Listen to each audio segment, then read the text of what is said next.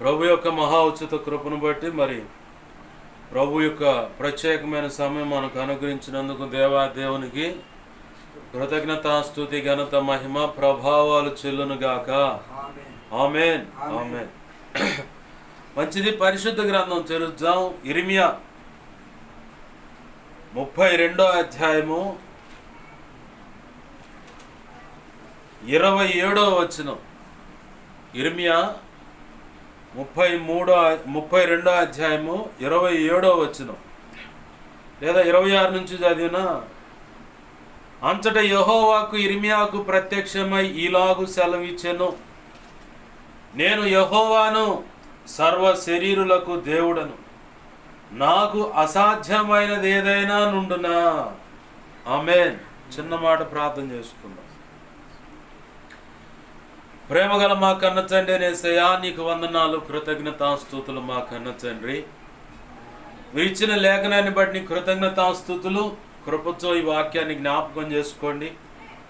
ఈ వాక్యమును విరచి వాక్యము చాటున మీరు అనుకున్నటువంటి నీ మనసులో ఉద్దేశించిన సంగతులు ఏమవుతున్నాయో మేము సంపూర్ణ స్థితి పొందటానికి ఈ ముందున్న ఆధ్యాత్మిక భౌతికమైన జీవిత యాత్రలో నీ శ్రేష్టమైన వాక్కు చేతనే అడుగులు పడినట్లుగా జీవితాలు, బ్రతుకులు, కుటుంబము, దాంపత్య జీవితము, సంఘము, సేవ, మీరు ఇచ్చిన సంఘ బిడ్డల యొక్క బ్రతుకులు కట్టబడినట్లుగా నువ్వు అనుకున్న శ్రేష్టమైన శిష్యులైన సేవక గణము సిద్ధపరచబడి భూదిగంతల వరకు వెళ్ళి ఘనమైన నీ సేవ చేసి నీ నామాన్ని ఘనపరచున్నట్లుగా క్రీస్తు శిలువ రాజ్య సువార్తను ప్రకటించి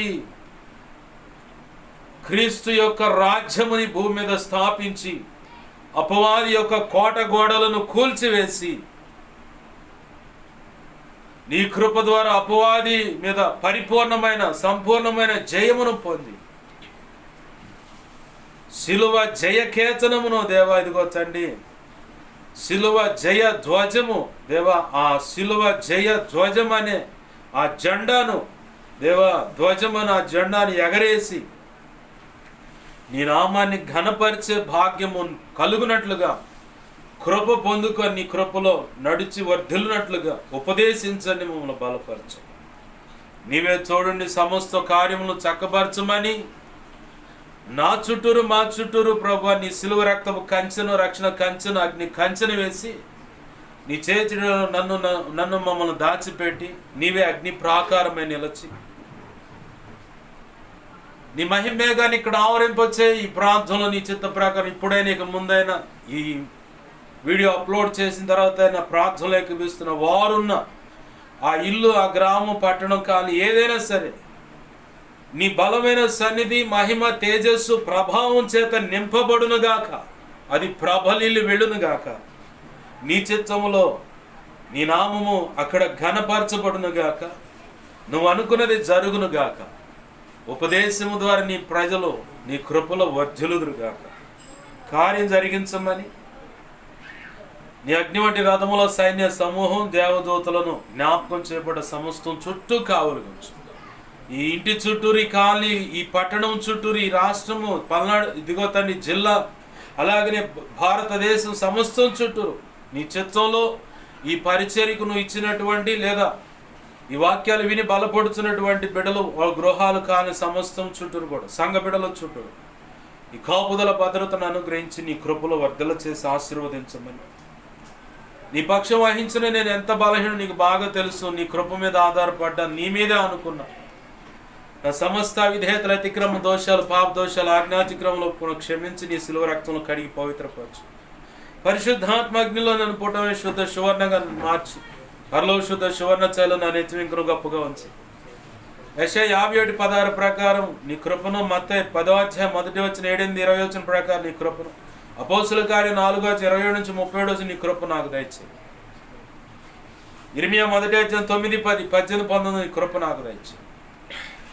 హెస్కేలు గ్రంథం 2వ అధ్యాయం 1, 2 వచనం ప్రకారం నన్ను మమ్మల్ని చక్కగా నిలబెట్టి నీ ఆత్మతో నింపి మా అందరితో మాట్లాడమని, నీ కార్యములు జరిగించమని, సమస్తంలో చోటు నడిపించు, నువ్వు మాత్రం మహిమ పొందమని బతిమలాడుతూ ఉపదేశాన్ని నన్ను మమ్మల్ని కృపా హస్తాలకు అప్పజెప్పి నిన్ను గొప్ప చేసుకుంటూ ఈ వాక్యాన్ని బట్టి కృతజ్ఞతాస్తుతులు చెల్లించి యేసు నామములో ప్రార్థించి మహింపరచుకున్నాం మా తండ్రి. ఆమేన్, ఆమేన్, ఆమేన్. దేవునికి మహిమ కలుగును గాక. హల్లెలూయా.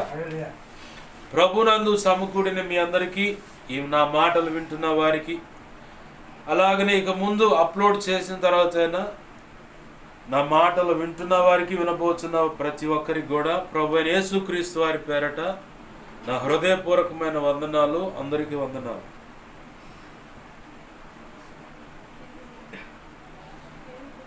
హల్లెలూయా. ప్రభునందు ప్రియమైన దేవుని ప్రజలారా గమనించండి. ఇర్మియా అనే పుస్తకాన్ని గమనిస్తే, అంటే ఆ గ్రంథాన్ని గమనిస్తే, ఇజ్రాయేలు ప్రజలు తిరుగుబాటుకి గుర్తు. దేవుడు చెప్పిన పని చేయకుండా దేవుని ఆజ్ఞలను మీరి వాళ్ళ సొంత తెలివితేటలు ఉపయోగపెట్టి దేవుడు ఇది చెయ్యొద్దంటే అది చేసి సంతోషించారు. ఆ తర్వాత భయంకరంగా ఏడ్చారు. తన దాసుడైన ఇర్మియాని నిలబెట్టి ఎన్నో సంగతులు, ఎన్నో హెచ్చరికలు వారికి తెలియపరిచాడు. అయినా కానీ వారి బ్రతుకులు మారలా. ఇంకా ఏం చేశారో తెలుసా? ఇర్మియా మీద పగబెట్టుకున్నారు. సంగతి చెప్పినందుకు మీ మీదకి ఇంత ఉగ్రత రాబోతుంది, ప్రభు సరి చేసుకుంటే ఇలా క్షమిస్తానంటున్నాడు, లేకపోతే ఈ శిక్ష కన్ఫామ్గా వస్తుంది, నా మాట ఏనండి, దేవుడే మాట్లాడుతున్నాడంటే వినలా. పక్కనున్న దైవజనులు కూడా వినలా, పెడచెవిని పెట్టారు. ఇంకా కొంతమంది దైవజనులు వచ్చి ఏది హేళన చేశారు. అవునా, నీతోనేనా మాట్లాడింది దేవుడు అంటే మాతో మాట్లాడతలేదా, నీ ఒక్కడితోనే ప్రత్యేకంగా మాట్లాడుతున్నాయింది అని ఎటకారం చేశారు. చివరికి కారం కోరు తగిలిచి ఎట్టగనక చుమ్ముతారు. ఆ టైపులో భయంకరమైన శ్రమల పాలకు వాళ్ళు అప్పజెప్పబడ్డారు. దేవాది దేవుడికి ముందుగానే ఒక మంచి అలవాటు ఉంది. నువ్వైనా నేనైనా ఈ మాటలు వింటున్నా ఎవరైనా సరే, దైవ చిత్తానికి వ్యతిరేకంగా, దైవ చిత్తం అంటే మొట్టమొదటగా రక్షణ అనుభవం. దైవ చిత్తం అనేది మొట్టమొదటిగా రక్షణ అనుభవంలోకి అడుగు పెట్టడమే దైవ చిత్తం. ఆ నెక్స్ట్ రెండో అనుభవం ఏంటంటే, దైవ చిత్తం అనే దాంట్లో మొట్టమొదటి అనుభవం రక్షణ. రెండవది తన సొంత రక్షణను తను జాగ్రత్తగా కాపాడుకోవటం. ఆ కాపాడుకోవటంలోనే మొట్టమొదటిది ఏంటిదంటే ప్రార్థన, ఉదయ సాయంకాలాలు విజ్ఞాపన, సమయం దొరికినప్పుడు ఏకాంతంగా ఒంటరిగా ఉన్నప్పుడు గదిలోకి వెళ్ళి ప్రార్థన చేసుకోవటం, ఆ అవకాశం లేకపోతే దేవాలయంలోకి వెళ్ళి ప్రార్థన చేసుకోవటం. తరచు తన ఆధ్యాత్మిక జీవితాన్ని కాపాడుకోవటానికి ఉపవాస ప్రార్థన, అలాగనే జాగరణ ప్రార్థన, అంటే రాత్రి వేళ నిద్రగాసి మరి భక్తి సాధన చేయటం. ఇప్పుడు ఎన్నైనా దైవ చిత్తంలో రెండు అనుభవాలు, రెండో అనుభవంలో 3 అనుభవాలు చూపించాడు. ఆ తర్వాత నెక్స్ట్ ఇంకోటి ఏంటంటే దైవ చిత్తం సంఘ క్షేమాభివృద్ధి కోసం ప్రార్థన చేయటం. సేవకుని యొక్క ఆధ్యాత్మిక క్షేమాభివృద్ధి కోసం, అంటే ఆధ్యాత్మిక క్షేమాభివృద్ధిలో, సంఘము క్షేమాభివృద్ధిలో ఎన్నో కోణాలు ఉన్నాయి. వాటన్నిటి కోసం ప్రార్థన చేయటం. ఇంకో దైవ చిత్తం ఇంకో కోణం ఏంటంటే ఆత్మలు రక్షించబడాలని, రక్షించబడ్డవాడు ప్రయోజకుడు కావాలని. ప్రయోజకుడు అవటమే కాదు, పౌలు యొక్క మనసులో కలిగిన ఆశ ఏంటంటే క్రీస్తు యొక్క పరిపూర్ణ సౌందర్యం ఆ వ్యక్తి హృదయంలో, బ్రతుకులో నిర్మాణం జరగాలి. ఆ పోలిక బయటికి రావాలి, అది కనబడాలి. దాన్నే సంపూర్ణ సిద్ధి అంటారు. ఆమేన్, హల్లెలూయా. సంపూర్ణ సిద్ధి, సంపూర్ణ సిద్ధి వచ్చేలాగా ప్రార్థన చేయాలి, సంపూర్ణ సిద్ధిలోకి నడిపించాలి. అలాగనే యేసయ్య చెప్పినట్లుగా శిష్యులైన సేవక గణాన్ని కూడా సిద్ధపరచబడాలని ప్రార్థన చేయటం. ఇవి దైవ చిత్తం. ప్రభు రాకడలో ఇంకోటి ఏంటంటే దైవ చిత్తం అనేది అందరూ ఎత్తబడాలి. వధువులో ప్రభు నిర్ణయించిన ఉన్నత స్థానంలో ఉండాలి వాళ్ళంతా. ఏ ఒక్కరు కూడా బుద్ధిపూర్వకంగా కానీ అపవాది ప్రేరణ బట్టి కానీ యేసయ్య కోపం వాళ్ళు రుచి చూడకుండా తప్పించబడి క్షమాపణ పొందుకొని ప్రభు కౌగిట్లో చేర్చబడాలి. ఒకవేళ ఎవరైనా ఇంకొకటి దైవ చిత్తంలో ఒకవేళ ఎవరైనా బలహీన పడ్డారా, తాగుడో గుట్కానో కైనియో వ్యభిచారమో ఇక ఏమైనా బలహీనతలు కావచ్చు, బలహీన పడి ఉంటే ఆ బలహీన పడిన ఆమెను విమర్శించకుండా గలతీ పత్రిక 6వ అధ్యాయము, రోమా పత్రిక 15వ అధ్యాయం సాక్ష్యం ఇస్తూ ఉంది. అక్కడ వరుసన ఆ 2 అధ్యాయాల్లో 1, 2, 3 వచనాలే కనపడతాయి. బలహీనపడిన వారిని విమర్శించకుండా సాత్వికమైన మనస్సుతో శ్రేష్టమైన సత్యవాక్కును అందించి దేవుని సరైన మార్గంలో నడిపించాలి. ఇది చాలా విలువైన పరిచర్య. దైవ చిత్తంలో అన్నిటికంటే చాలా విలువైన పరిచర్య ఇది. ఒకడు తప్పిపోయిన వాడిని సరిచేసి పట్టకరాడు. అంటే పడిపోయినటువంటి గోడలు కడతాం అంటే చాలా కష్టమైన పని. పునాది వేయబడే ఉంది కానీ గోడ పడి ఉంది. దాన్ని మళ్ళీ కరెక్ట్గా నిలబెట్టాలంటే కష్టతరమైన పని. అదే గోడ మొత్తం పడేసి మళ్ళీ ఇటుక బిళ్ళ పేర్చి గోడ కట్టడం అంటే చాలా ఈజీ. కానీ పడిపోయిన గోడను మళ్ళీ నిలబెట్టుకొని జాగ్రత్తగా దాన్ని పునాది వేసుకొని కట్టుబడి చేయటం అనేది కష్టమైన పని అన్నమాట. దైవ చిత్తంలో ఇవి ఉన్నాయి, ఈ కోణాలను ఇంకా ఉన్నాయిలే, తర్వాత చెప్తా. ప్రభు చిత్తం అయితే ఏది దైవ చిత్తం, మొట్టమొదటిగా దైవ చిత్తము ఇది. వీళ్ళు ఇజ్రాయేల్ ప్రజలు ఏం చేశారంటే దైవ చిత్తానికి వేరే బ్రతికారు. దైవ చిత్తం వేరంటే ఇజ్రాయేల్ ప్రజలకు కానాను దేశంలో అడుగు పెట్టిన తర్వాత, అడుగు పెట్టక మునుపు కూడా అక్కడున్న 7 రకాల జాతుల ప్రజలు, ఆ ప్రజల యొక్క పిల్లలను మీరు చేసుకోకూడదు, మీ పిల్లలను వాళ్ళకి ఇచ్చుకోకూడదు, వాళ్ళ సాంప్రదాయాల ప్రకారం మీరు బ్రతకకూడదు, మీరు వేరై బ్రతకాల, వేరైన ప్రజలు మీరు.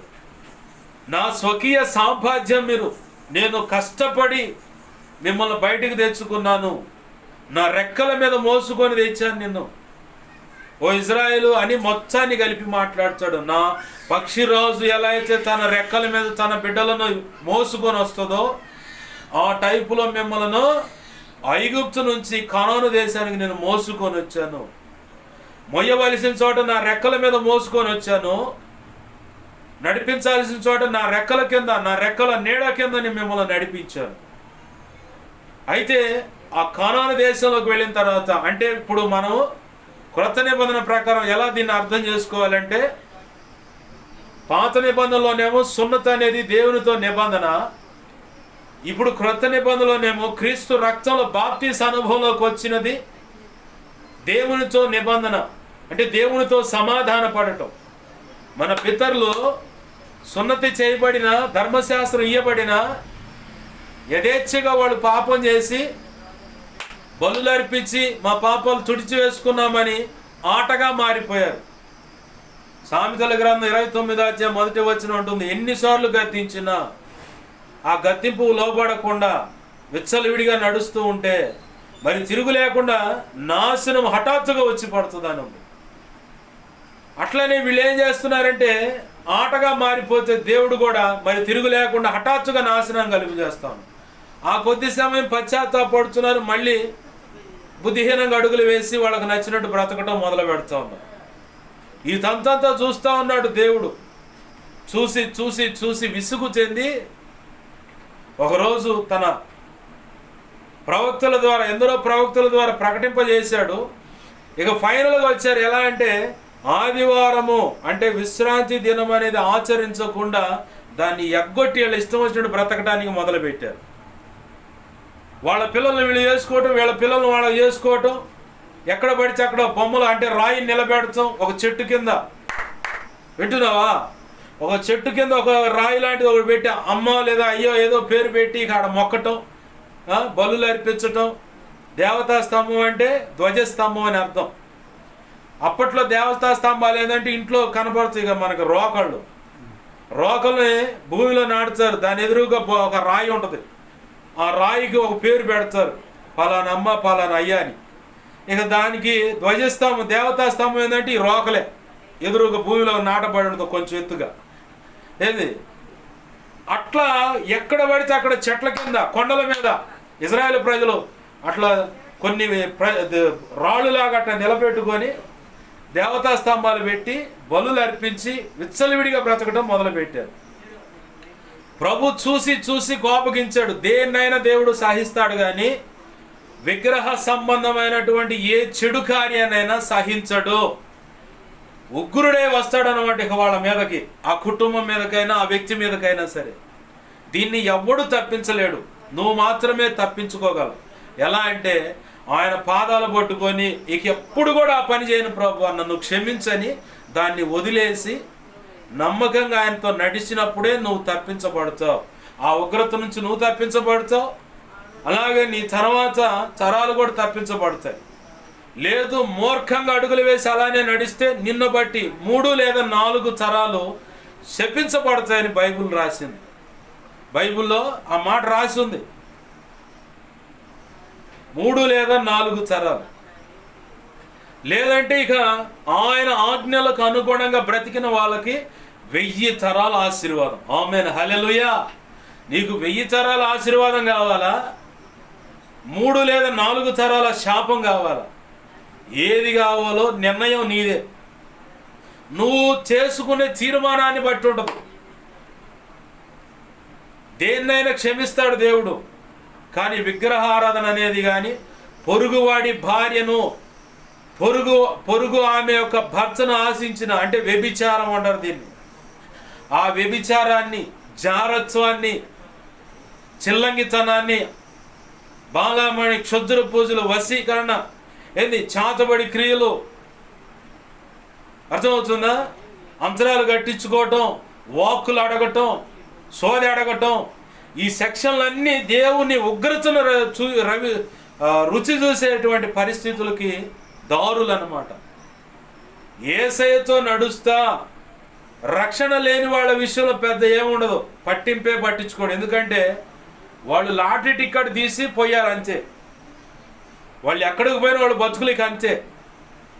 వాళ్ళు ఆడికి పోయినా ఇప్పుడు ఈ మందిరం అంటారు, ఇప్పుడు ఇంకో మందిరం, ఇక్కడ ఇంకో అట్లా తిరుగుతున్నట్టుగా. ఇప్పుడు నా దగ్గర అడిగారు, దొరకలా, ఇంకోటి దగ్గర పోతారు అంతే. బాప్తీసం పొందిన తర్వాత నువ్వు బాగా గుర్తుపెట్టుకోవాలా, నీ మీద పరిపూర్ణమైన అధికారం ఆయనకి ఇచ్చావు. లోకమంతా, లోకంలో ఉన్న ప్రజలంతా పాపం చేత నింపబడి పాప ఇచ్చల చేత వెరిపించబడుతుంటే, ఈ మాలిన్యమైన ఈ లోకంలో మాలిన్యము చేత నింపబడ్డ ఈ ప్రజల మధ్య, నా దేవా, నా ప్రభువా, నా యేసయ్య, నీవు కోరుకున్నట్లుగా పరిశుద్ధంగా బ్రతకడం నాకు చేత కావట్లేదు, అయితే నీ రక్తాన్ని ఆశ్రయిస్తున్నాను, తండ్రితో సమాధానపరచు. ఈ లోకంలో తండ్రి అయిన దేవుడు, కుమారుడైన దేవుడు, పరిశుద్ధాత్మ దేవుడు, అంటే త్రిత్వమైన దేవుడు ఏమి ఆశించాడో ఆ రీతిగా అంటే నీతిగా, పరిశుద్ధంగా బ్రతకటానికి నువ్వు మాత్రమే సహాయం చేయగలవు ప్రభువా. ఇదిగో నీతో నిబంధన చేసుకుంటున్నాను, నా మీద సర్వ హక్కులు నీకు అప్పచెబుతున్నాను, నన్ను ఏలవా అని చెప్పని యేసయ్యకు నీ జీవితం మీద అన్ని హక్కులు ఇచ్చావు. ఇక్కడ నీ సొంత పెత్తనాలు ఏమి ఉండకూడదు. ఇక ఇప్పుడు పెళ్లి రోజు బ్రాహ్మణ ద్వారానో, ముస్లిం పెద్దలు అయితే వాళ్ళ మధ్యలో పెద్దలు ఉంటారు, పెద్దలు చెప్పే నిబంధన అంటే కొన్ని వాగ్దానాలు ఉంటాయి. అలా క్రిస్టియన్ పెళ్ళి అయితే ఖచ్చితంగా పాస్టర్ గారు పెళ్లి కూతురు ద్వారా, పెళ్లి కొడుకు ద్వారా ఇద్దరిని ఒకళ్ళు కళ్ళల్లో చూసుకుంటా ఈ ప్రమాణాలు చేయండి అమ్మా, ఇదే ప్రమాణం అంటారు. ఆ ప్రమాణం చేసిన తర్వాత వేరొక పురుషుణ్ణి ఈమె ఆశిస్తే ఇతను ఒప్పుకుంటాడా? ఆ ప్రమాణం చేసిన తర్వాత ఇతను వేరొక స్త్రీని ఆశిస్తే ఈమె ఒప్పుకుంటుందా? పొరపాటు కూడా. అసలు ఎంత కోపం వస్తుందో, మరి అంత కోపం యాడ్ నుంచి వస్తుందో అర్థం కాదు. మరి యేసయ్య రక్తంలో కడగబడిన తర్వాత మళ్ళీ తిరిగి ఆ విగ్రహారాధన వాటి విషయంలోకి వెళితే యేసయ్య కోపపడ్డా అంటే నువ్వు చేస్తేనేమో నీతి, ఇంకొకటి చేస్తేనే వ్యభిచారమా? ద్వంద్వ వైఖరి అదే వద్దన్నాడు ప్రభు. ఉంటే చల్లగా ఉండు, లేదా ఎచ్చగా ఉండు. నులివెచ్చని స్థితి నీకు ప్రమాదం అన్నాడు. పెద్దలు కూడా చెబుతారు లోకంలో, అరే 2 పడవల మీద కాళ్ళే మాకరా, నిలువున మునిగిపోతారు. ఏదైనా ఒక పడవలో ఎక్కువ, 2 పడవల ప్రయాణం నీకు ప్రమాదం అంటారు లోకంలో సామెత. అది ప్రభు అంటున్నాడు, ఉంటే వెచ్చగానే ఉండు, లేదా చల్లగానే ఉండు. నులివెచ్చని స్థితి ఏంటది? ఏమైంది? నులివెచ్చని స్థితి ప్రమాదం అన్నాడు ప్రకటన గ్రంథం. కట్టుకున్న భార్యే వేరొకరిని కావాలనుకుని వెళ్తే సహించలేవే, కట్టుకున్న భర్తే ఏరొక ఆమెను కావాలంటే సహించలేవే. మరి ఆయన స్వరక్తాన్ని ఇచ్చి నిన్ను పరిశుద్ధపరుచుకున్నాడు, తండ్రి యొక్క ఉగ్రత నీ మీద పడకుండా జాగ్రత్త చేసుకున్నాడు. ఆయన సొత్తుగా తన కౌగిట్లో ముద్దు బిడ్డగా చేర్చుకుంటే నువ్వు మళ్ళీ తిరిగి ఆ పంది గనక బురదలో పోరినట్లు ఆడకే పోతానంటే ఆయన సహిస్తాడా? ఊరుకుంటాడా? కడుపును పుట్టిన బిడ్డ తేడాగా బ్రతుకుతుంటే తుమ్ముగా పడతావు, మరి సావు బాధ వదిలిపెడతావు. మరి యేసయ్య తన స్వరక్తాన్ని ఇచ్చి కొన్నాడు నిన్ను. ఒకడు అంటాడు, నేను అంతిచ్చా ఇంతిచ్చా, ఎంత ఇచ్చు నీ మోహం, యేసయ్యకి అంత ఇచ్చు. మరి ఆయన ప్రాణాన్ని నీకు ఇచ్చాడు. మరి వాస్తవానికి నువ్వు చావాలా, ఆ శిలువ మీద ఆ చిత్రహింసలు అనుభవించి నువ్వు చావాలి, నేను చావాలి, మనం చావాలి లెక్క. కానీ నీకు ప్రతిగా, మనందరికి ప్రతిగా,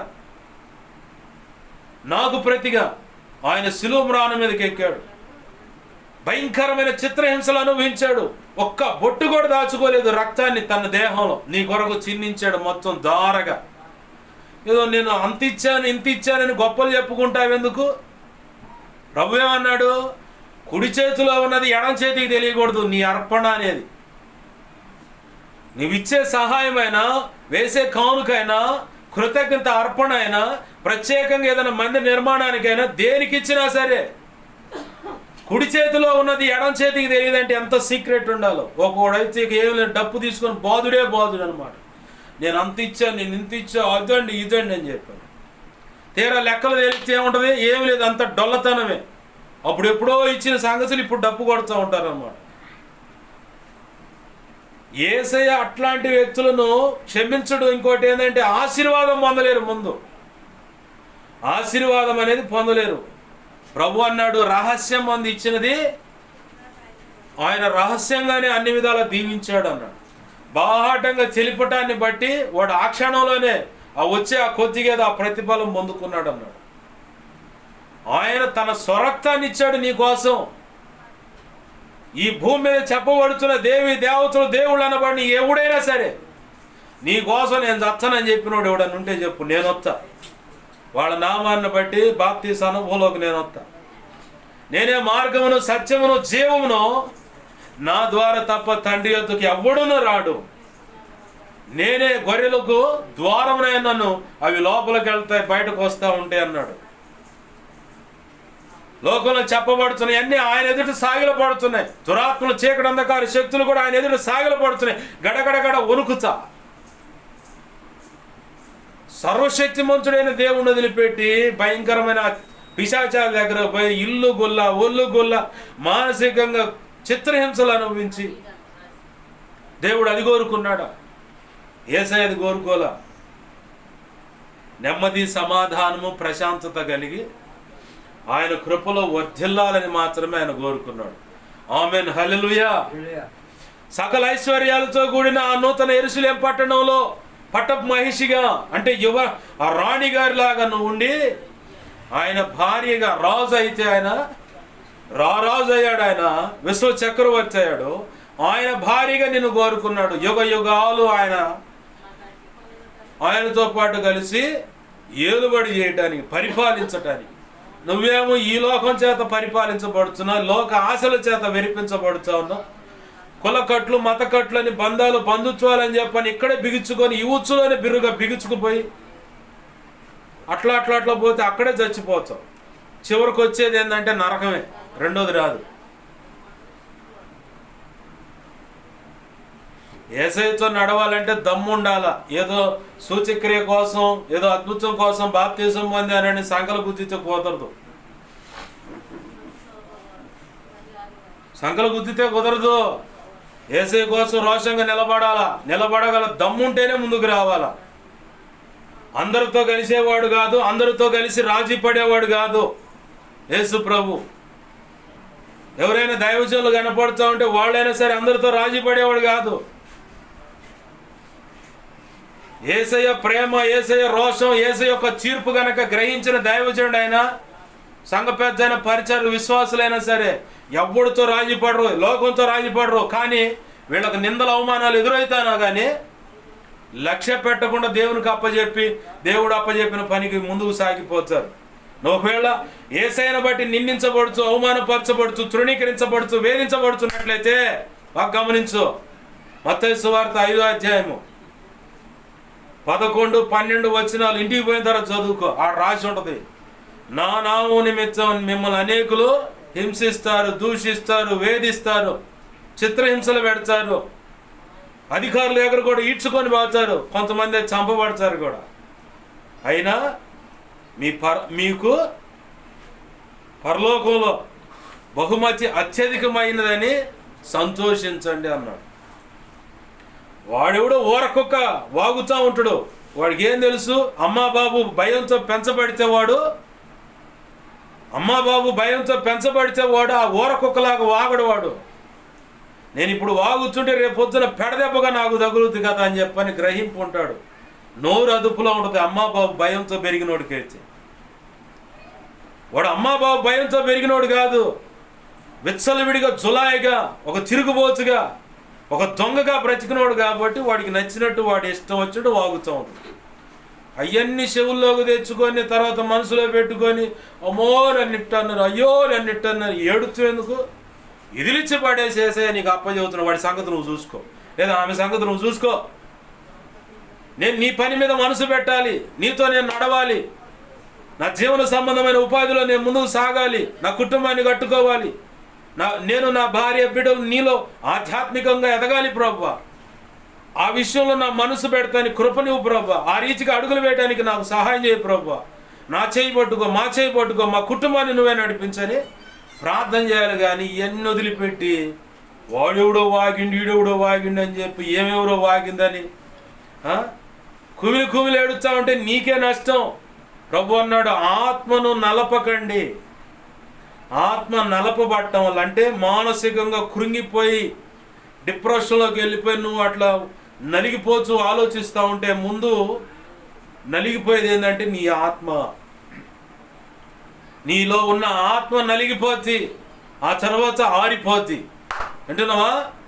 ముందు నలిగిపోతే ఆ తర్వాత ఆరిపోద్ది. ఇక దేవుడు లేడు, ఏమి లేదు, చల్ అయిపోయింది, ఇక్కడ ఈ సెక్షన్ అంతా ఏం లేదని చెప్పని యేసయ్యకి ఇచ్చిన రక్షణ యేసయ్యకి అప్పచెబుతూ లేదా ఆడ పడేసి రక్షణ వస్త్రాన్ని నీకు నచ్చినట్టుగా బ్రతకడానికి బరితెగించి మొదలు పెడతాం.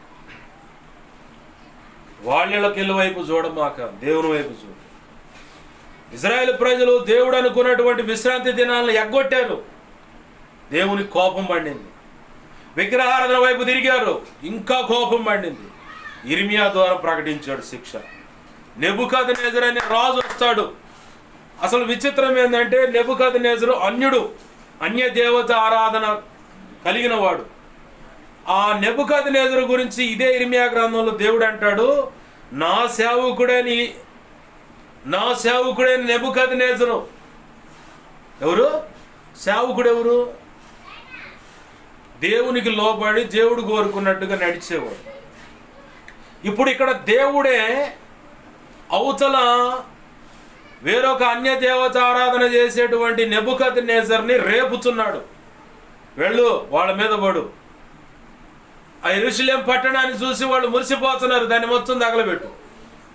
యెరూషలేం పట్టణంలో ఉన్న దేవాలయాన్ని చూసి అబ్బో మా దేవాలయం ఆహా ఊహో అంటున్నారు, మొత్తం బీకు. ఉన్నా కాడికి ఒలుసుకొని వచ్చేసి దొరికినోడు చంపేసి, ఎవరన్నా ఉన్నారా నీకు నచ్చిన వాళ్ళు మొత్తాన్ని చెరకు 70 సంవత్సరాలు చెరకు తీసుకోపో అని చెప్పని నెబుకద్నెజరు హృదయంలో ప్రేరణ కలుగజేసి ఆ యెరూషలేం పట్టణం మీదకి వచ్చేలాగా చేశాడు. మట్టు దెబ్బ కట్టారు, అంటే చుట్టూ కమ్ముకున్నారు. ఇర్మియా పోయి చెబుతా అన్నాడు రాజులకు, అయ్యా అయ్యా నా మాట అన్నాడు, ఇప్పుడుకైనా తిరగండి ఆయన వైపు. ఇక మితిమించిపోలేదు, ఇప్పుడుకైనా తిరగండి ఆయన వైపు. నా మాట ఏనండి అయ్యా, నా మాట ఏనండి అయ్యా అంటే ఒక్కడు కూడా ఇంట్లో ఇంకా తిరుగుబాటు చేస్తున్నారు. ఏం చేస్తున్నారు? తిరుగుబాటు చేస్తున్నారు. మీ నాశనానికి మీరే ఉత్తరవాదులు పోండి అని చెప్పని ఇర్మియా ఇంక నువ్వు పక్కకు రా అన్న.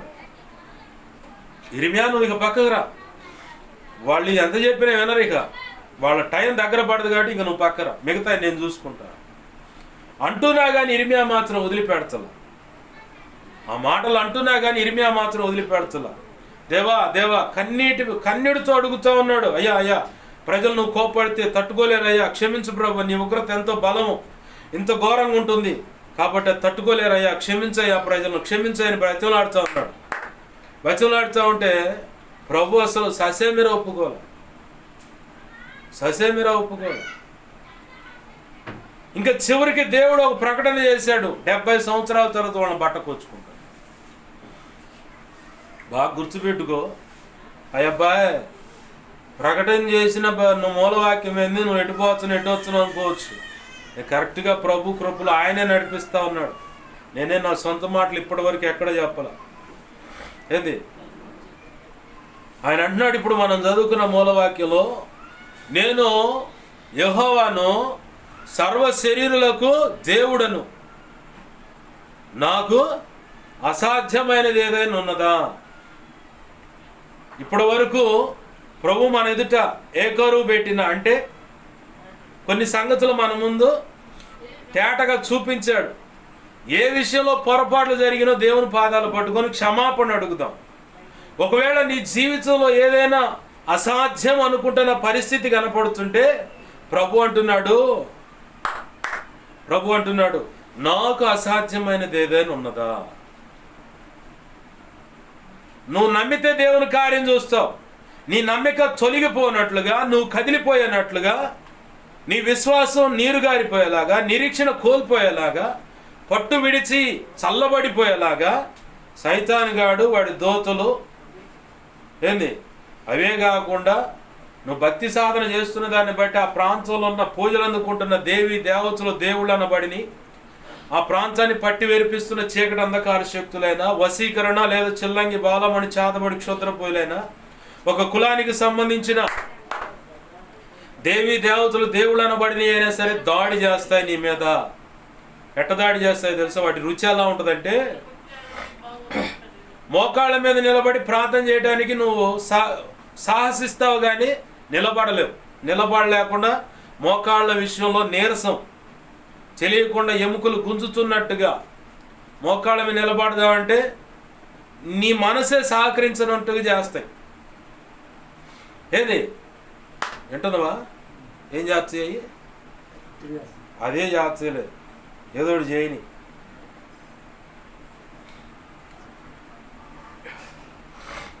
ఆమేన్, హల్లెలూయా. అవి ఒత్తిడి చేస్తాయి. ఒత్తిడి చేసి ఏం చేస్తాయంటే నీ ప్రార్థనలో నువ్వు చల్లబడిపోయేలాగా చేస్తాయి. నీకులో ఆసక్తి ఉంటుంది. నలుగురు సమకూడి ప్రార్థన చేసినప్పుడు అబ్బో అసలు ఎంత గొప్పగా ప్రార్థన చేస్తావు. అదే ఒంటరిగా ప్రార్థన చేయాలంటే నీ వల్ల కాదు. ప్రార్థన చేయనీయవు. ప్రార్థన చేయాలని ప్రయత్నం చేస్తావు కానీ నీ వల్ల కాదు. వాక్యం చదవాలని ప్రయత్నం చేస్తావు కానీ వల్ల కాదు. నిన్ను చల్లబరచడం అంటే ప్రార్థన చేయకుండా ఆటంకపరచడం అనమాట. నువ్వు ప్రార్థన చేయటం వల్ల, వాక్యం చదవటం వల్ల సమాజం, ఆ ప్రాంతం అంతా రక్షించబడుతుంది. ఈ చెప్పబడిన వీటికి స్థానం దొరకదు, కదిలిపోతాయి. ఎందుకంటే దేవుని బలమైన సన్నిధి నీ మధ్యలోకి వచ్చింది. త్రియేక దేవుడే సాక్షాత్ ఆయన నీ మధ్యలోకి వచ్చి నీతో కలిసి కూర్చుంటాడు. అగ్ని ఉన్నా కాడ ఏమైనా చెడ పురుగులు ఉంటాయా? ఎందుకని? అగ్ని ఉంటే సరిపోద్దా? అగ్ని వల్ల ఏమన్నా వాటికి జరుగుద్దా? అగ్ని తగలటంతోనే చిన్న చిత్తగా దోమలైనా ఏమైనా సరే ఆ సెగ తగలంగానే చచ్చిపోతాయి.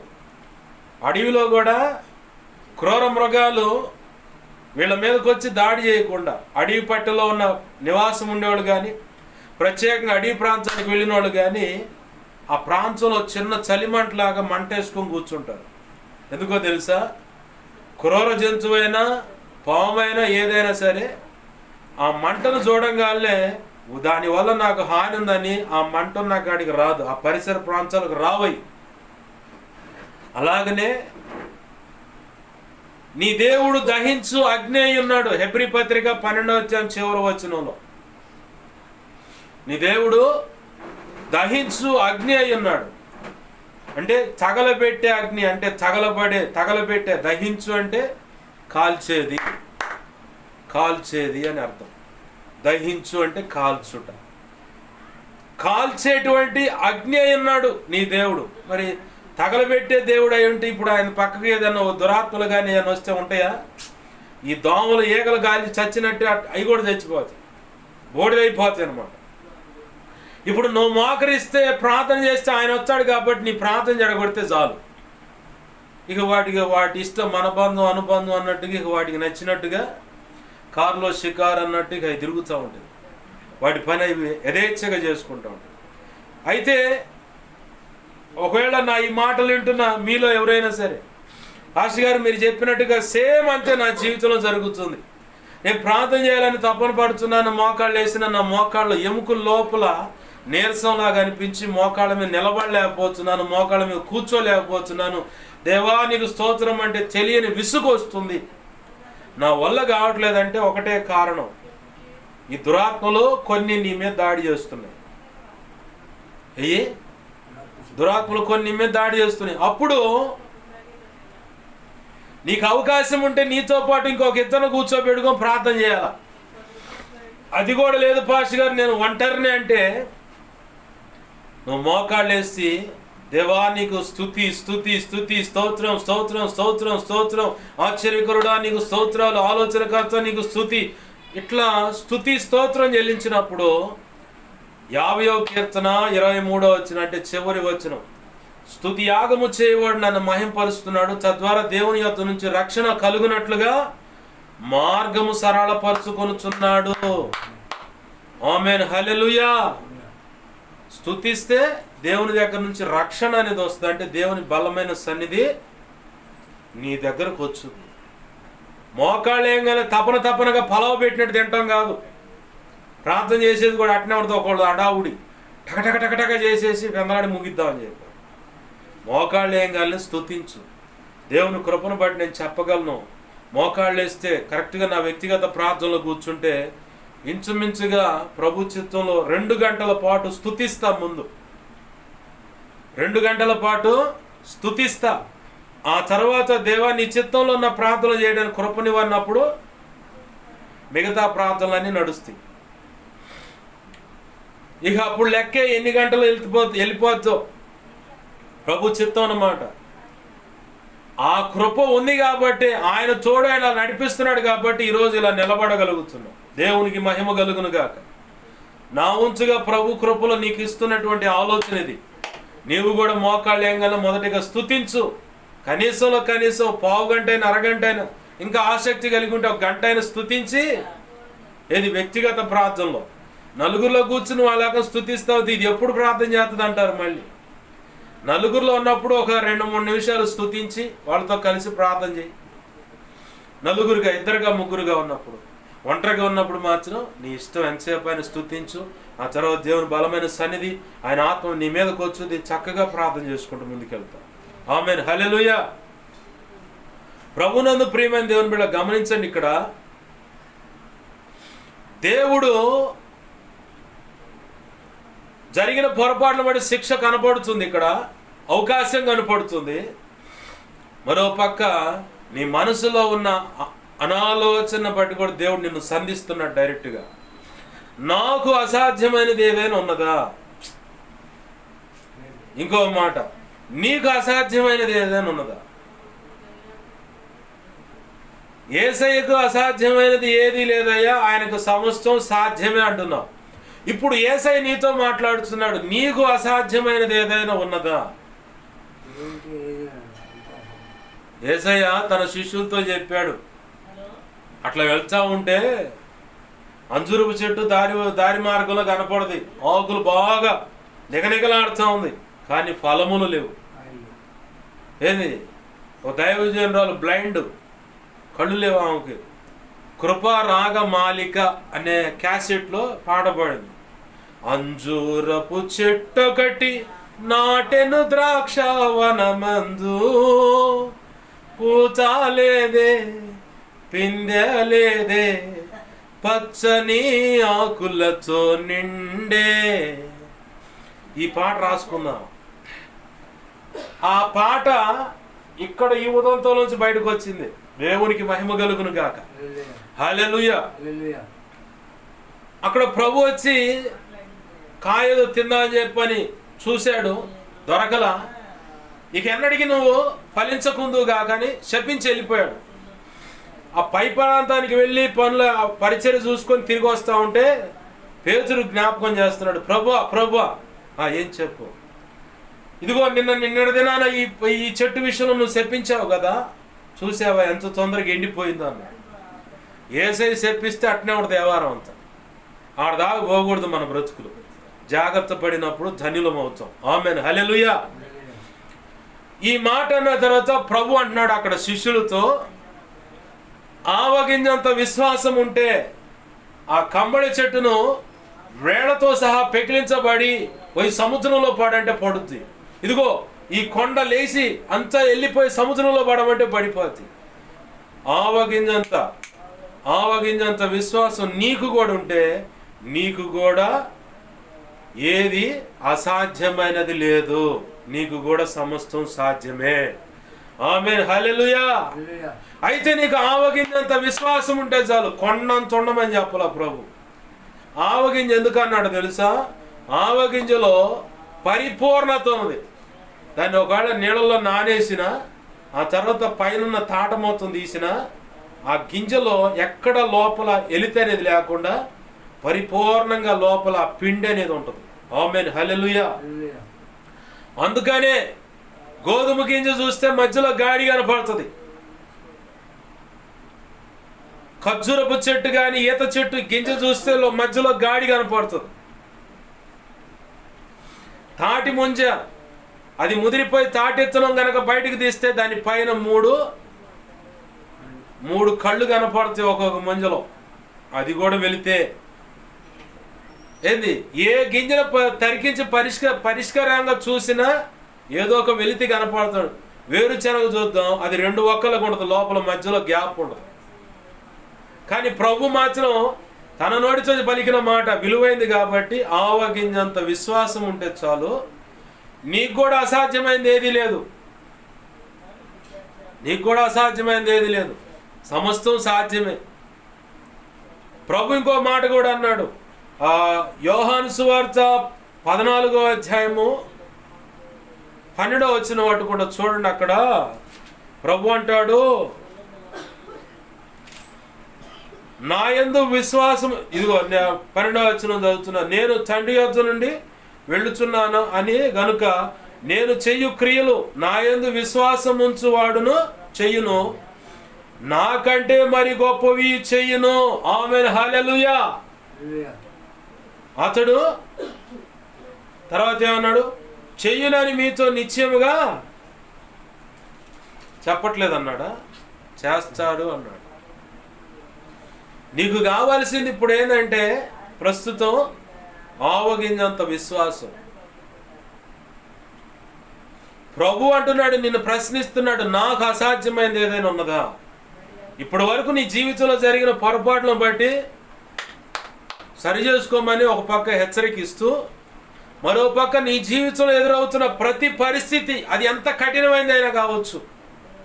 ఒకవేళ డాక్టర్లు ఈ రోగం తగ్గదమ్మా, క్యాన్సర్ అనవచ్చు,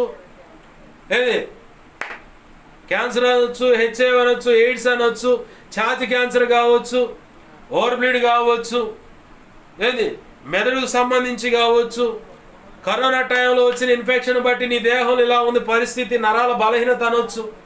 ఇక నువ్వు బ్రతకడం కష్టం, నీకు చావు కన్ఫర్మ్ అని చెప్పి డాక్టర్లు ముద్ర వేయచ్చు. కానీ ప్రభు అంటున్నాడు, నాకు అసాధ్యమైనది ఏదైనా ఉన్నదా? ఏంటి? నాకు అసాధ్యమైనది ఏదైనా ఉన్నదా? నాకు చేతగానిది ఏదైనా ఉంటే నువ్వు బాధపడాలి, దిగులు పడాలా. అయితే ప్రభు అన్నాడు విశ్వాసం మాత్రం ఉంచు.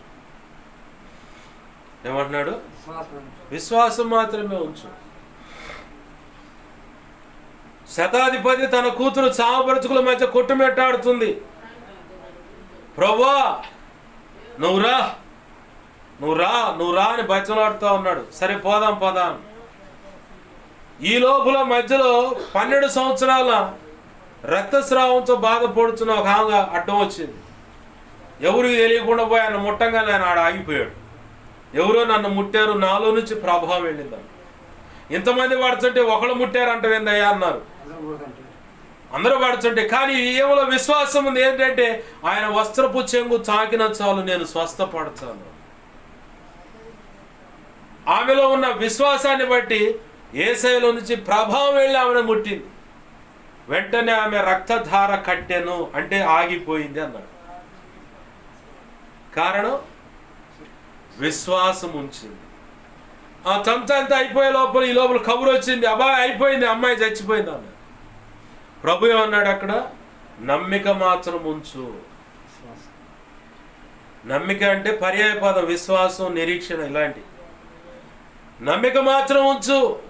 ఈరోజు అలివి గాని భార్య విషయంలో అయినా, భార్య తరపు బంధువుల విషయంలో అయినా, కడుపును పుట్టిన బిడ్డలు నిన్ను తృణీకరించిన, పనికాడు ఎవడైనా విర్రవీగి మాట్లాడినా, చదువుకునే కాడు ఎవడైనా తృణీకరించినా, నీ ఉన్న సమాజంలో నీకు అందరూ వ్యతిరేకమైనా సరే, ఆయన నీకు వ్యతిరేకం కాలేదు కాబట్టి, ఆయన నీ పక్షంగా ఉన్నాడు కాబట్టి అన్ని పరిస్థితులు చక్కపరచగల సమర్థుడైన ఆయనకు అసాధ్యమైంది ఏదీ లేదు. నువ్వు నమ్ము చాలు. అయ్యా నాకు మెదడులో ప్రాబ్లం, నాకు గుండెలో ప్రాబ్లం, నాకు లివర్లో ప్రాబ్లం, నాకు కిడ్నీలో ప్రాబ్లం, జీర్ణ వ్యవస్థలో ప్రాబ్లం, లేదా గర్భసంచిలో ప్రాబ్లం అయ్యో నాకు షుగర్ ఉందయ్యా, నాకు బీపీ ఉందయ్యా, నాకు పలానా థైరాయిడ్ ఉందయ్యా, పలానా రోగం ఏ కంపెనీ రోగాలన్నా చెప్పు. నువ్వు కంపెనీ రోగాలని ఎందుకన్నా అంటే ఎన్ని మాత్రలు వేసినా తగ్గవన్నమాట.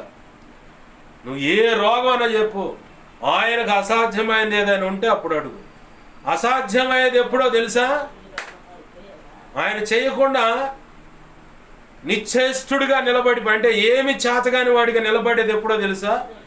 నీలో అల్ప విశ్వాసం ఉన్నప్పుడు, రెల్లులాగా నువ్వు కదిలిపోతా విశ్వాసాన్ని నిలపలేనప్పుడు మాత్రమే ఆయన ఏమీ చేయలేడు. మెలకుండా చూస్తాను. నా కళ్ళ ముందు ఎన్నో చూస్తాను, నా చెవులతో ఎన్నో వింటూ ఉంటాను. అన్నిటి విషయంలో నేను కదిలిపోను ప్రభు కృపను బట్టి. ఆమేన్, హల్లెలూయా. ఎందుకో తెలుసా? నేను పోయి వాళ్ళని బాగు చేయను, నేను పోయి సమస్యను పరిష్కరించను. కానీ నేను పట్టుకోవాల్సిన ఆయన పాదాలు పట్టుకుంటే ఆయన గదిలి చేయాల్సిన పని చేస్తాడు. ఆమేన్, హల్లెలూయా. అది నమ్మకం. నాకు చేత కాదు, నాకు ఏమీ చేత కాదు, కానీ ప్రభు చేస్తాడు మిగతా అన్ని. అంటే విశ్వాసం ఉంచితే చాలు, మిగతా పనులు జరుగుతాయి. ఆయన ఏమి చేయలేకుండా నిలబడేది ఎప్పుడంటే, ఒకటి నీలో పాపం కనపడితే నీకు దూరం ఉండి ఏమి చేయడు. రెండోది ఏంటిదంటే, నువ్వు విశ్వాసం లేకుండా అల్ప విశ్వాసంతో గాలికి కదిలే రెల్లులాగా కదిలిపోతాడు, చంచల మనస్సు. అలాంటి పరిస్థితి నీ జీవితంలో కనపడితే పొరపాటు కూడా ఏమి చేయడు. నువ్వు ఎన్ని సంవత్సరాలైనా భక్తి సాధన చేయి, పొరపాటు కూడా ఏమి చేయడు. మొండిగా పడి నా ప్రభు మాత్రమే చేస్తాడు, నాకు చేత కదని వదిలేసానికి నీ వ్యవహారం పెట్టుకో మాకు. మళ్ళీ ఇప్పుడు ఆయన నాకు చేత కదని నీ బ్రతుకు బండో, కుటుంబం బండో, లేదా నీ జీవిత భాగస్వామి మొత్తాన్ని ఆయనకు అప్పచెప్పావు. ఇప్పుడు స్టీరింగ్ ఆయన చేతిలో ఉంది, ఆయన తిప్పని, ఆయన తిప్పుకొని వచ్చాడుగా. మధ్యలో నువ్వెందుకు ప్రభు నీకు చేత కావట్లేదు, ఇటు తిరుగు అది వచ్చి తగులుద్ది చూసుకోవేంది ప్రభు?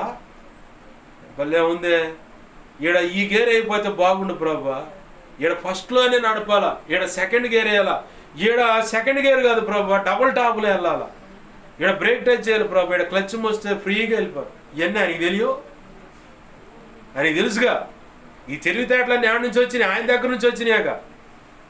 నువ్వు నేను మనుగుళ్ళలో ఉన్నావంటే ఆయన కృపను బట్టే కదా. మరి ఇంత ఎరిగినవి కూడా మనం ఏం చేస్తామంటే పోయి చివరికి ఏం చేస్తామంటే ఆయన చేతికి స్టీరింగ్ అప్పచెప్పి కూడా మనం కూడా సలహాలు ఇస్తూ ఉంటాం, అడదిప్పని. అది ఆయనకు పొరపాటు కూడా నచ్చదు. నీకు జాత కదా, నాకు అప్పచెప్పావు కదా, నేను నడిపే మార్గం నెమ్మది కలిగింది, సమాధానం కలిగింది అని నీకు అర్థమైతే చాలు. మిగతా ఎక్స్ట్రా కవరేజ్లు ఇవన్నీ వద్దు. మరి అవి చేసుకున్న దాన్ని బట్టే ఇంకా దేవుడు మన జీవితాల్లో ఆయన నిర్ణయించినటువంటి పని, ఆశీర్వాదం, పని జరగనీయకుండా ఆశీర్వాదం మనం పొందుకోకుండా మనమే అడ్డుపనులు అవుతున్నాం. ప్రభు అంటున్నాడు, విశ్వసించు చాలు, నాకు సమస్తం సాధ్యమే. ఆవగింజంత విశ్వాసం నీలో ఉంటే చాలు, నీకు కూడా సమస్తం సాధ్యమే. అసాధ్యమైంది ఏదీ లేదు. నీకు కూడా సమస్తం సాధ్యమే. నాకంటే గొప్ప కార్యాలు చేస్తా అన్నాడు ప్రభు. ఎలా? నా యందు విశ్వాసం ఉంచువాడు ఈ కార్యాలు చేస్తాడు. అంటే యేసు ప్రభు వారు చేసినటువంటి కార్యాలు చేస్తావు, అంతకంటే ఇంకా గొప్ప కార్యాలు చేస్తారని ఎంతో నిశ్చయముగా చెబుతాడు. అంటే కన్ఫర్మేషన్గా. ఒక కోర్టులో ఓ ముద్దాయికి జైలు శిక్ష పడింది. కోర్టు ముద్రేసిందంటే, సంతకం జడ్జి గారు చేశారంటే దాన్ని ఎవడు మార్చడానికి లేదు, తీసుకుపోయి లోపలేయాల్సిందే. అదే జడ్జి గారు శిక్ష ఖరారై వీడిని ఉరిదీయడరా అంటే ఖచ్చితంగా ముద్రేసి సంతకం పెట్టాడంటే కన్ఫర్మ్. చివరి దశలో మళ్ళీ ఆ జడ్జిమెంట్ క్యాన్సిల్ చేయాలంటే ఏ జిల్లా కోర్టు ఏ కోర్టులో అయితే ముద్ర పడిందో, ఏ జడ్జి అయితే సంతకం చేశాడో ఆయనే మళ్ళీ ముద్రేసి క్యాన్సిల్ లెటర్ సంతకం చేసి ఇవ్వాలి. అప్పుడు ఆగుద్ది. ఆ లెటర్ కూడా ఆ ఉరిదీపోయే లోపల అది అందాల, లేకపోతే అయిపోద్ది. ఈ లోకంలో ఉన్న జడ్జికి కానీ, ఒక ముఖ్యమంత్రికి కానీ, ఒక ప్రధానమంత్రికి కానీ వాళ్ళ సంతకానికి అంత పవర్ ఉంటే, ప్రభు అన్నాడు ఎంతో నిశ్చయముగా నా యందు విశ్వాసం ఉంచువాడు నేను చేసిన పనులే కాదు, నా కంటే ఇంకా గొప్ప కార్యాలు వాళ్ళు నా యందు విశ్వాసం ఉంచటం వల్ల చేస్తారు. 3 సంగతులు చెప్పాడు ప్రభు ఈరోజు. 1, బుద్ధిహీనంగా అడుగులు వేసిన దాన్ని బట్టి పొరపాట్ల వల్ల శిక్ష, ఇది సరి చేసుకుంటే ధన్యులే. 2వది, ఆయనకు అసాధ్యమైంది ఏదైనా ఉన్నదని కదిలిపోతున్న నిన్ను అడుగుతున్నాడు. అసాధ్యమేమి లేదు, సమస్తం సాధ్యమని నమ్ముతావా? ఆయన పాదాలు పట్టుకొని ఆయన చెప్పినట్టు అడుగులువే, ఆయన చేయాలనుకున్న కార్యము చెయ్యని. 3వది, నీవు ఆవగించేంత విశ్వాసం ఉంటే నీకు కూడా అసాధ్యమైంది ఏది లేదు. అర్థమవుతుందిగా? దేవుని పాదాలు పట్టుకొని ప్రార్థన చేద్దాం రండి. ప్రభువా, ఇర్మియా అంటేనే కన్నీటి ప్రార్థన. ఇర్మియా అంటేనే ఇజ్రాయేలు ప్రజలు దేవునికి వ్యతిరేకంగా చేసిన ఆజ్ఞ అతిక్రమణ పాపాన్ని బట్టి శిక్షా దండన. దేవా ఇదిగొచ్చండి, కోరేష్ ఆజ్ఞాపించినది ఏమనగా అని అక్కడ రాసి ఉంది. తన దాసుడైన ఇర్మియా ద్వారా ప్రకటింపబడిన మాట చొప్పున 70 సంవత్సరాలు నెబుకద్నెజరు యొక్క పరిపాలనలోకి ఇజ్రాయేలీలందరూ బానిసలుగా కొనిపోబడ్డారని రాసింది. ప్రభువా, నీ దాసుడు ద్వారా చెప్పబడిన మాట అక్షరాల తూచా తప్పకుండా అక్కడ నెరవేరింది. ఈ రోజు కూడా ఇదిగో ఆనాడు ఇర్మియాతో నువ్వు 1వ అధ్యాయంలో 9వ వచనంలో చెప్పావు, ఇర్మియా నీ పెదాలు నా చేతితో తాగుతున్నాను, నీ నోట నా మాట ఉంచాను. దేవా, ఈరోజు అలాగనే నీ వాక్కు ఏ దైవజనుడి నోట ఉందో ఆ దైవజనుడు చెప్పిన మాట అక్షరాల నెరవేర్చబడుతూ వస్తాం. అది ఖచ్చితంగా కన్ఫర్మేషన్గా జరుగుతుంది ప్రభువా. మోషే ద్వారా కూడా నువ్వు చెప్పావు మాట, ఇజ్రాయేలీలారా మీ మధ్య ఒక ప్రవక్త ఉన్న ఎడల అతను చెప్పిన మాట అక్షరాల తూచా తప్పకుండా నెరవేర్చబడినట్లయితే అతడు నిజముగా దేవుని చేత పంపబడిన ప్రవక్త అని గుర్తెరిగి అతని మాటకు లోబడి నడవండి అని చెప్పన్నావు. ఈరోజు ఇర్మియా ద్వారా నువ్వు మాట్లాడుతున్నావు ప్రభువా. గతంలో జరిగిన పొరపాట్లను బట్టి శిక్షాదండన క్షమించ అడిగితే ఆశీర్వాదం అని, 2వదిగా నాకు అసాధ్యమైనదేనా ఉన్నదా అని చెప్పాడు. ఆవగింజంత విశ్వాసం ఉంచు చాలు అంటున్నావు. అలాగనే నీకు కూడా అసాధ్యమైనది ఏదీ లేదు, నాకంటే గొప్ప కార్యాలు చేస్తావు. కారణం నా యందు విశ్వాసం ఉంచోడు. మరీ నిశ్చయముగా అంటున్నావు ప్రభువా. ఒక జడ్జి గారు, ఒక ముఖ్యమంత్రి, ఒక ప్రధానమంత్రి సంతకం చేసి స్టాంప్ వేసి గనక ఆజ్ఞ జారీ చేస్తే ఎంత బలమైనదో. అసలు విశ్వ చక్రవర్తివి, మమ్మల్ని అందరినీ రక్షించుకున్నవాడు, మా ఉనికికి కారణభూతుడవు ప్రభువా. మరి నువ్వే చెబుతున్నావు, మరీ నిశ్చయముగా నీవు అంతకంటే నాకంటే నాలాగే కాదు నాకంటే గొప్ప కార్యాలు చేస్తావు. ఈరోజు 3 సంగతులు మాకు దేవా తేట తెల్లం చేసినావు, నీ స్తోత్రాలు.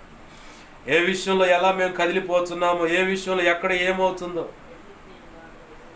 సమస్తం ఎరిగిన దేవా కనికరించి నీ కృపా కార్యములు జరిగించమని. అయ్యా అయ్యా అయ్యా ఈ మాటలు విని ఎంతమంది నీ బిడ్డలు పశ్చాత్తాపంతో నీ పాదాలు పట్టుకొని ప్రాధేయపడుతున్నారో వారి విషయంలో నీ కార్యములు జరిగించు. ప్రార్థన చేద్దాం.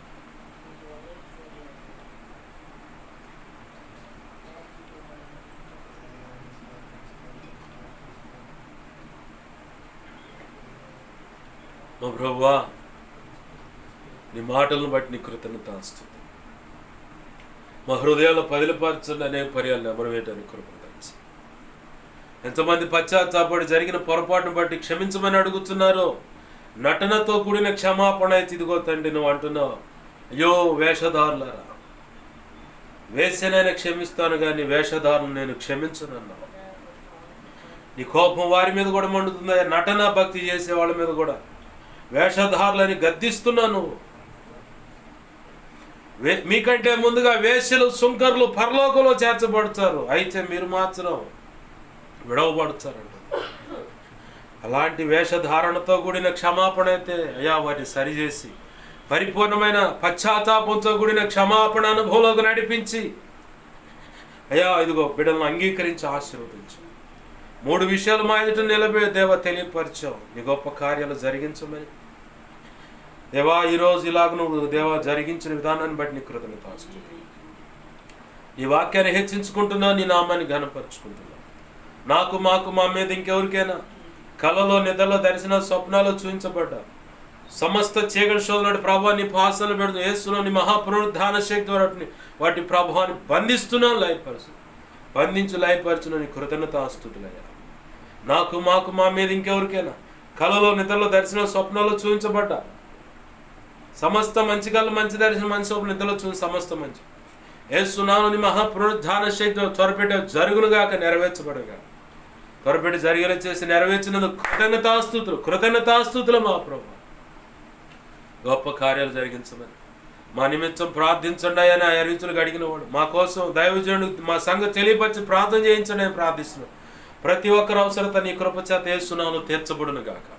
నా కోసం పరిచయం కోసం విన్నదాన్ని బట్టి సోషల్ మీడియా ద్వారా వాక్యాలు విని బలపడి అయ్యా ప్రార్థిస్తున్న వాళ్ళు కానీ ఉపవాసించి గతంలో ప్రార్థించిన వారికి రావాల్సిన దీవెన దయచేసి రక్షించు. ఇప్పుడు ఉపవాసించి ప్రార్థిస్తున్న వాళ్ళు కూడా దీవించండి. వీరందరినీ బలపరిచి అభిషేకించి నీ సేవలు గొప్పగా వాడుకోండి. ముందున్న సంఘక్రమాలన్నీ ఈ వారంలో ఉన్న సంఘక్రమాలను దీవెనకరంగా జరిగించమని, పాటల పరిచయంలో కావలసిన ధనమును సహాయం చేయ. ఆ పాటను కూడా అయ్యా ఇదిగో తండ్రి నీ చిత్తమైతే వీడియోగా చేయించి అయ్యా ఇదిగో క్రైస్తవ ప్రపంచానికి పరిచయం చేయడానికి సహాయం చేయి. అన్ని విధాల అన్ని విషయాలు కృప అనుగ్రహించమని, కావలసిన ధనం సహాయం చేయి. నీ వాక్యాన్ని హెచ్చించుకుంటూ నీ నామాన్ని ఘనపరుచుకుంటూ 2 తిమోతి 1:12 ప్రకారం నీ కృపాస్తాలకు నన్ను మమ్మలను పరిచయను సంఘాలను సంఘ బిడ్డలను ప్రార్థనలోకి ఇస్తున్న వారిని సార్వత్రిక సంఘంలో సకల పరిశుద్ధులను నీ చిత్తంలో ఉన్న వారందరూ నేను ఎవరి విషయం లెక్క చెప్పాలో అందరినీ చేతులకు అప్పచెప్పి యేసు నామములో ప్రార్థించి దీవించి ఆశ్రయించి చేతులకు అప్పని మైంపరచుకున్నాం మార్చండి. ఆమేన్. ఇప్పుడు మన తండ్రి దేవుని ప్రేమయు ఆయన ప్రియకుమారుడైన యేసుక్రీస్తు వారి కృపయు పరిశుద్ధాత్మ దేవుని అన్యోన్య సహాయ సహవాసము సమకూడిన ఈ ప్రార్థనలో దైవచిత్త ప్రకారం ఏకీవిస్తున్నా, ఇక ముందు ఏకీవించబోతున్నా. అలాగనే సార్వత్రిక సంఘంలో సకల పరిశుద్ధులకు ఈ పరిచయ ద్వారా జరుగుతున్న సంఘాలకు సంఘ బిడ్డల కుటుంబ సభ్యులు కలిగిన సమస్తానికి నిత్యత్వము చేరు పర్యంతరం సదాకాలము చూడండి. ప్రభువే మనల్ని నడిపించి ఆశీర్వదించునుగాక. ఆమేన్. యేసు రక్తమునకే ప్రవేశు రక్తమునకే ప్రవేశునామమున సంపూర్ణమైన విజయం కలుగునుగాక. అపవాది వాడి దూతలు చీకటి అంధకార శక్తులు క్రియలు అవి ఎంత ప్రమాదకరం మంత్ర ప్రయోగాలు వాటన్నిటికీ అనంత నాశనం సర్వనాశనం నిత్యనాశనం కలుగునుగాక. ఆమేన్. యుద్ధము యెహోవాదే. యేసు రక్తమునకే జయము జయము జయం. హల్లెలూయా హల్లెలూయా హల్లెలూయా. అందరికీ వందనాలు. ప్రభు యొక్క మహా ఉచిత కృప మనందరికీ తోడై ఉండి తన ఆలోచన మాట చొప్పున ఆత్మ చొప్పున మనం చేయి పట్టుకొని తన నిత్యానుసారమైన మార్గంలో నడిపించి ఆయన మాత్రమే మహిమ పొందునుగాక. ఆమేన్. అందరికీ వందనాలు.